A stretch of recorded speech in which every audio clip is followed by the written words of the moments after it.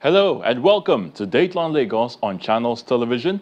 I'm Ayotunde Balogun. Coming up on the program, Governor Sanwo-Olu inspects Red Line Rail project, Governor Sanwo-Olu inspects ongoing Lagos-Badagry corridor cleanup, and State Government commissions 15 classroom block in Ogombo School. Let's begin with the announcement from Governor Babajide Sanwo-Olu on zero tolerance to commercial activities along the Red Rail Line. Now, Governor Sanwo-Olu made this comment during an assessment tour of the 37-kilometer-long Lagos Rail Mass Transit project and assures of completion before the end of this year. Governor Babajide Sanwo-Olu, his deputy, Kadri Amzat, officials of Lagos Metropolitan Area Transport Authority and some cabinet members kick off the inspection of the rail line corridor at Agbado, where the federal government also has a station. When the station comes to life, how do passengers get there? We're going to fence up this whole area. All this area. Then we allow the passengers so that we can interface. This is federal station. Our own station is further. I know. It takes us time to inspect the ongoing project at a boundary with Ogun State, where the Red Line terminal is being built 100 meters away, and the people were happy to see him.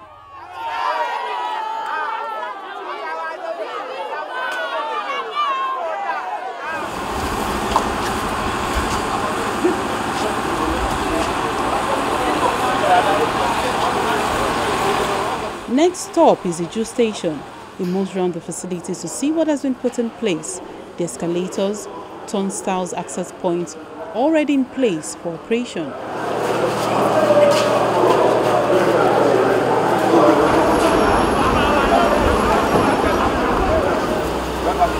Yeah. So how do we walk there? How do we get there?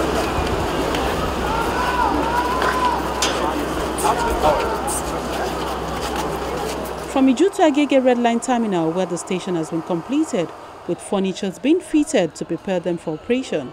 And the governor wants traders to stop all forms of business activities on the rail tracks.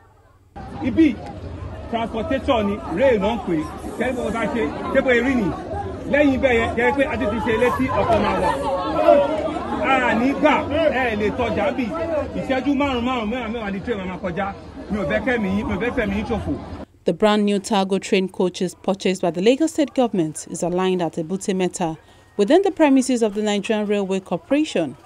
Governor Sanwo-Olu says it has the capacity to take over 1,000 passengers per trip. We believe that we're still on track, to see how we can finish before the end of this year. And that's what we're committed to. We will work tirelessly round the clock to see how that will happen, especially if we can be very hard on enforcement to ensure that we can preserve intruders on the rail corridor. And because this rail track is at grid, meaning it's not elevated that we have on the blue line.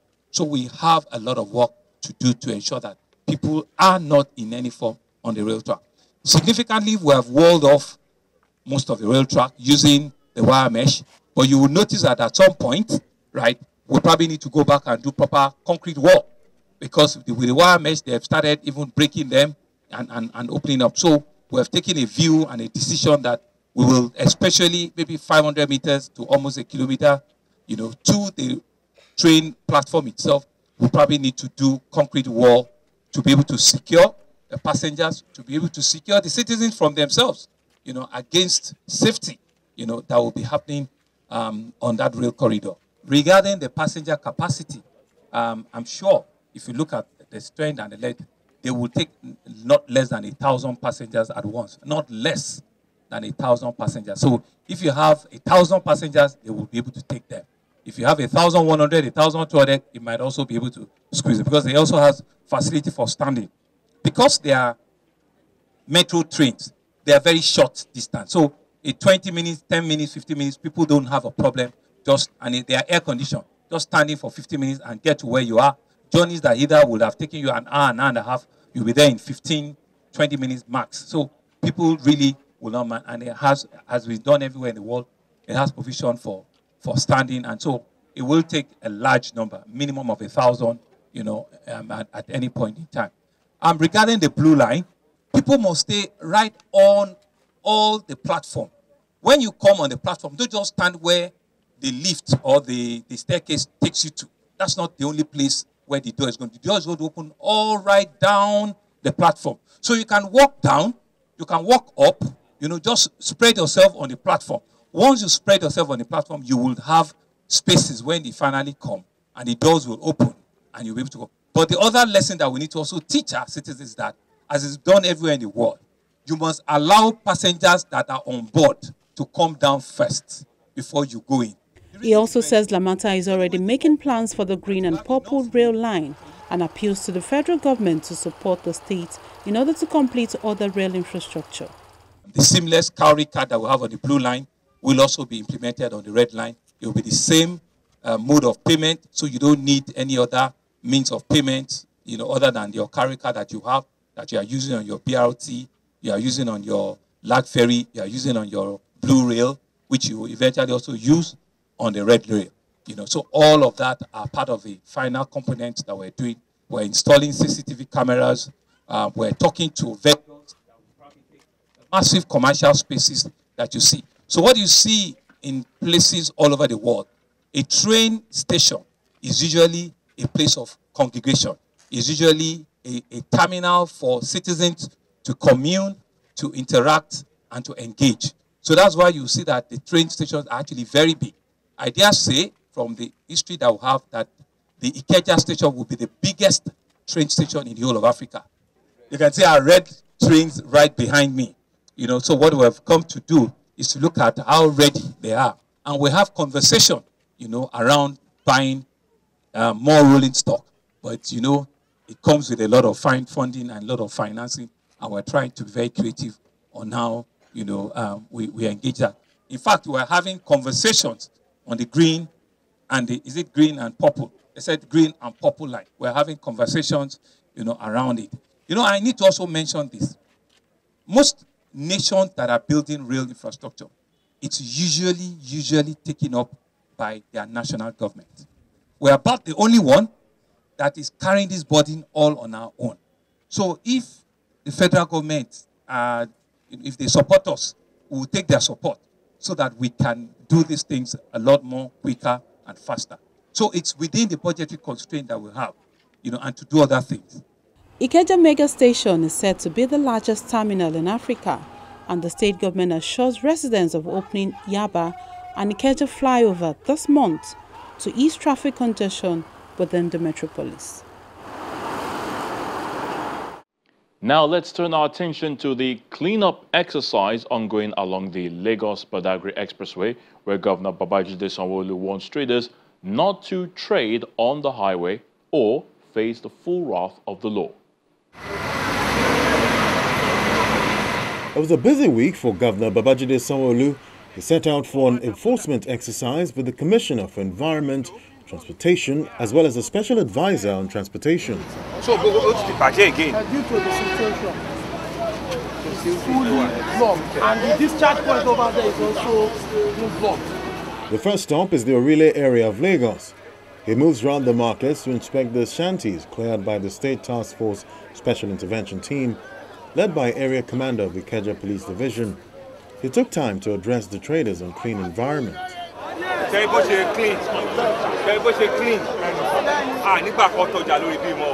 The governor warns traders to stop displaying their goods on the road.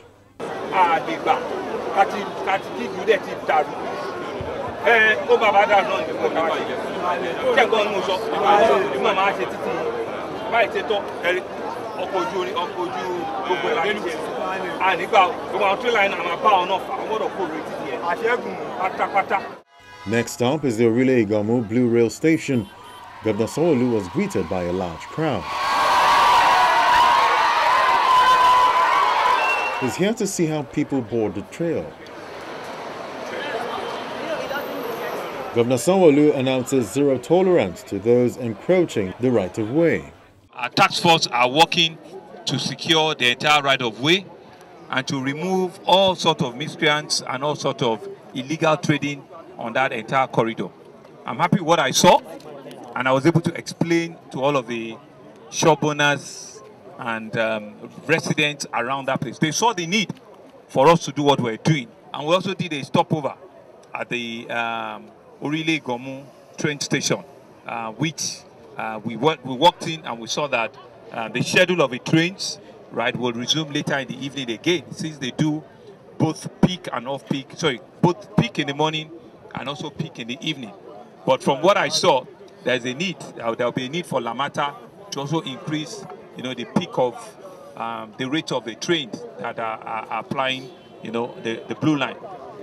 Taking us, we went all the way to Mile 2, where we saw that all the loops around Mile 2 have been completely cleared, especially on the ones on the right-hand side, right? And information reaching me were that, hitherto containers and trailers usually just, stay there permanently. But we'll be giving them instructions that we're going to wall off the place and keep the entire environment there, clean and tidy for beautification. On the other side, right, there has not been enough extensive clearance, meaning on the journey from Mile 2 all the way back to Orile, the task force have given them notices, right, and from next week, they will do the similar thing that they've done on the right-hand side, they will do it on the left-hand side. And whilst I was coming back, I also did indicate to them that it's a total zero tolerance. And gentlemen of the press, you remember that at our swearing-in ceremony, all of the new commissioners that have, responsibility for the environment, we've all been instructed. Here we have Special Advisor Transportation, Commissioner Transportation, Commissioner Environment, and Commissioner for Information and Strategy. And this exercise will continue. This is really just for us to re-emphasize what we have said. It's a total zero tolerance on bad behaviors, on recklessness, on all of our right of way, and ensuring that we can bring back the sanity, environmental sanity on all of our corridors. Wokari Market at Akpogbo axis of Eko Bridge was also visited to monitor compliance with the government's regulations regarding the use of space under the bridge.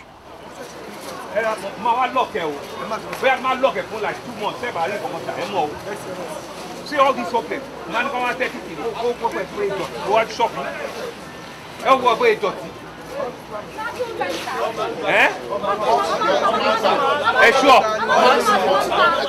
Here, going back, we've also done a stopover at Akpogbo, and you've all seen that we've walked around.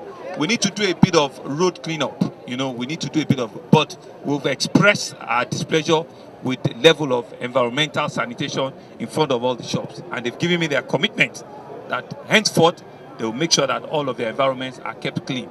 We went under the bridge as well to see what is happening under the bridge, given the very unfortunate incident that happened all throughout last year and better part of this year. And we've expressed again that it is zero tolerance under the bridges. The only things that are meant to be there are parking. We can allow for parking and little trading. People that are selling granite, and they can stay there. But anybody that is doing anything that has to do with electricity, that has to do with welding, that has to do with any mechanical form, will not be tolerated under any of our bridges.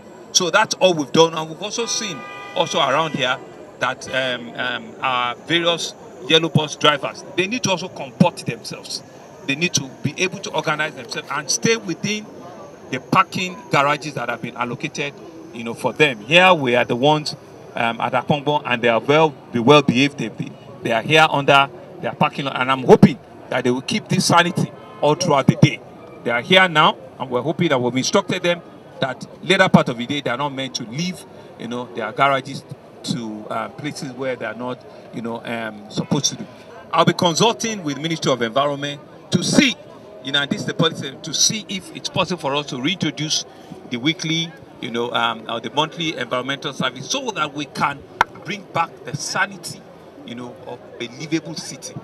The Lagos State Environmental Sanitation Enforcement Agency have been asked to continue the cleanup exercise across the state for easy movement and protection of public facilities.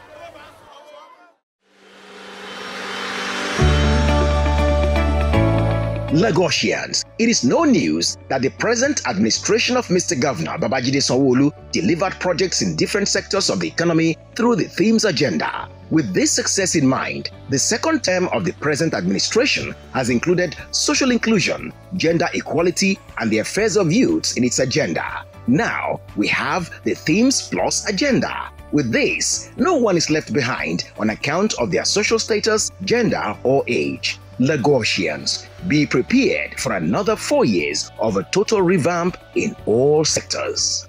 Igbega Ìpínlẹ̀ Èkó, àjùmọ̀ṣe ni o. And finally on the program, Governor Babajide Sanwo-Olu has inaugurated a 15-classroom block in Ogombo Senior High School, a project delivered by the Committee of Wives of Lagos State officials to bolster education in Ogombo community. This is Ogombo Community Senior Secondary School, located in Ajah area of Lagos State. It's a brand new edifice constructed by the Committee of Wives of Lagos State officials. Governor Babajide Sanwo-Olu, his deputy, Kadri Hamzat, state cabinet members, traditional rulers, council members and other dignitaries converge on Ogombo school premises for the commissioning of the school infrastructure.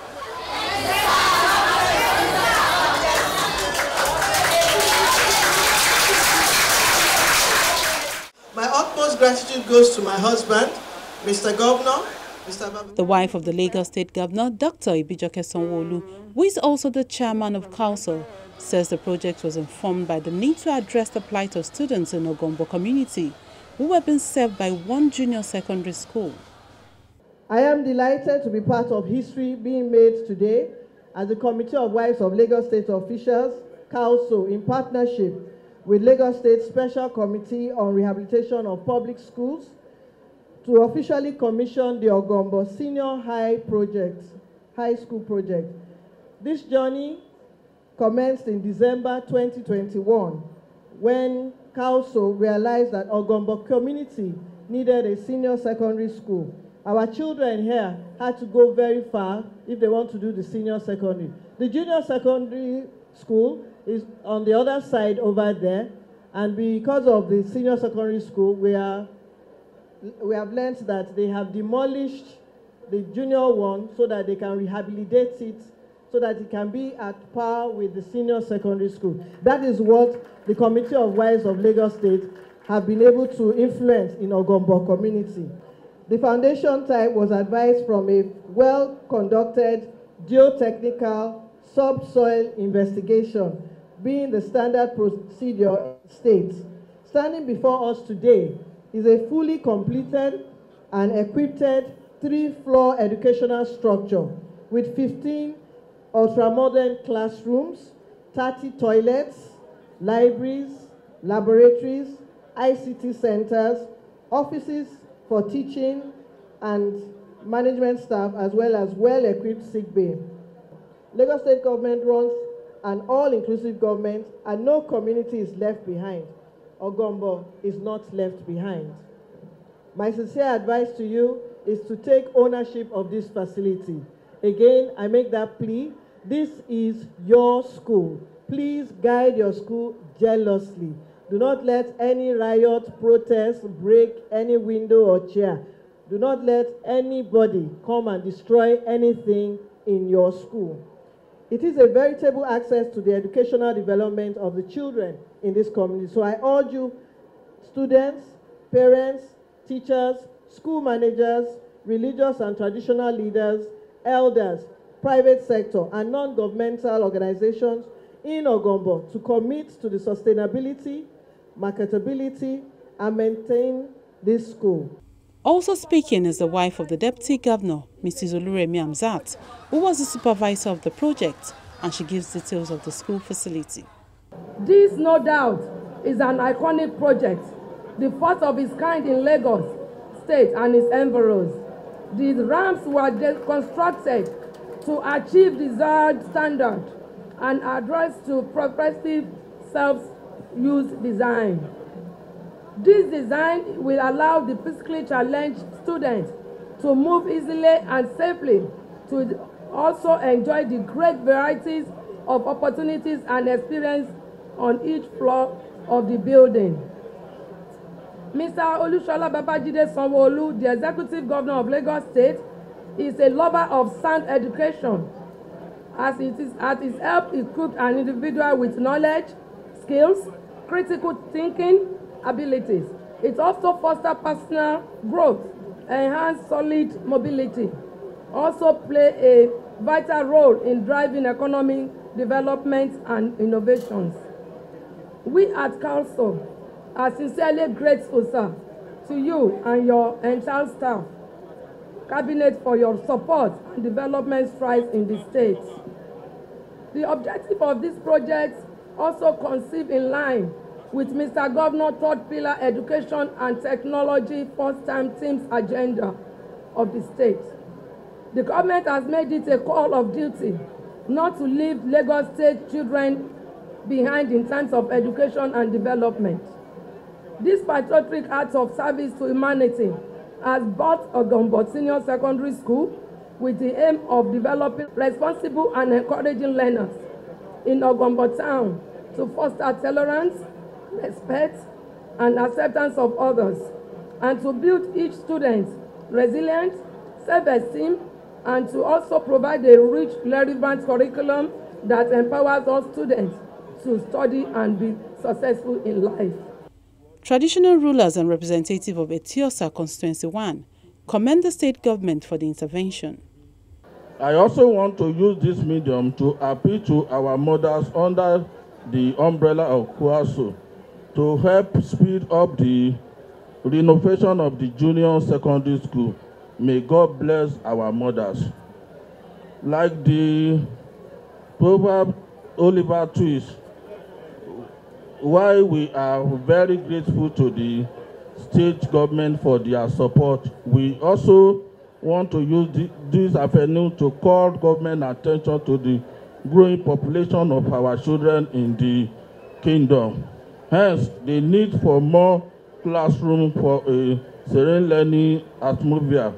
I hereby appeal to more organizations, multinational companies to emulate KWASO in the regard to complete the effort of the Lagos State government. Governor Sanwo-Olu applauded Council for investing in the education sector and assures of more projects that will be beneficial to the people. On behalf of the government and the people of Lagos State, I want to thank the current and the previous leadership of Council for all the great work that they have done with us as partners in progress. Thank you very, very much. And so the commissioning of this purpose-built 15-classroom block is yet another success story. This is an environment that has put forward a first-class educational infrastructure for learning and teaching in a conducive environment. It's very important to note that this block, which comprises of 3 floors, is designed to adequately provide for the needs of physically challenged pupils in the school. This, I imagine, is a global compliance. So Council is one of the very first that has given infrastructure global compliance under the Sustainable Development Goals. This idea say is the very first that is a purpose-built school that has provision and ramp for physically challenged pupils. It goes to show that our Teams Plus, which we said that we will make sure that nobody is left behind, we will make sure that it's an inclusive government, and we'll make sure that it's a government that represents everyone, no matter your status, no matter who you are, has been demonstrated here by Council. So I want to thank you very, very much. What we have commissioned here is the secondary school component, but the junior secondary school will be the first occupier. And we're going to immediately start the construction and renovation of the junior secondary so that we can have a full complement. We don't want the junior school to feel shortchanged by what the senior school looks like now. So we're going to go to the site and we're going to start it. If Council doesn't have money, we'll provide money for them, and script is here to allow for a seamless opportunity for Ogombo community. So you have a fantastic edifice like this for both your junior secondary school and your senior secondary school. The 15-classroom block is designed with state-of-the-art equipment, fire extinguisher, well-ventilated classroom, running water, among others, and the Lagos State government promised to replicate such across all public schools. And so this is where we call it a day on this week's edition of the program Dateline Lagos. Thank you so much for watching. I'm Ayotunde Balogun. Until we come your way again next time, remember to please stay safe. Bye for now.